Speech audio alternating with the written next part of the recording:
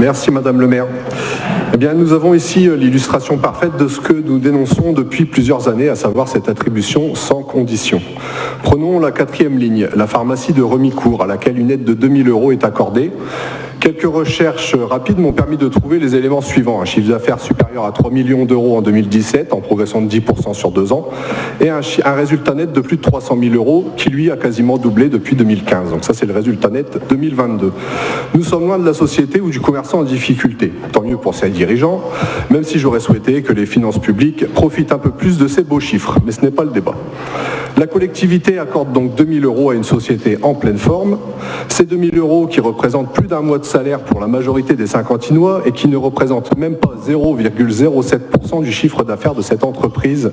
Quel est l'intérêt pour la société? Quel est l'intérêt pour la collectivité? D'autant que la société, il me semble, réitère ses demandes régulièrement. Vous allez me dire qu'allouer un agent au tri des dossiers aurait aussi un coût, qu'alourdir le dossier de demande d'aide serait contre-productif. J'ai dû mettre moins de 5 minutes à trouver les informations, 5 minutes pour éviter de dépenser 2 000 €. Joindre un bilan comptable à une déclaration fiscale ou une déclaration fiscale ne doit pas prendre plus de temps lors du montage du dossier. J'en viens à me dire que vous en faites une question de principe. D'ailleurs, le fonctionnement des aides de l'agglomération est conditionné, tout comme celle que nous allons aborder dans la délibération suivante. Je comprends tout à fait qu'un des rôles de la municipalité puisse être d'aider les petits commerces qui subissent, comme beaucoup d'entre nous, une politique qui favorise les plus forts. Encore faut-il avoir des positions nationales cohérentes et arrêter de favoriser les multinationales, mais ces aides ne peuvent être attribuées à l'aveugle. C'est pourquoi je voterai contre cette délibération.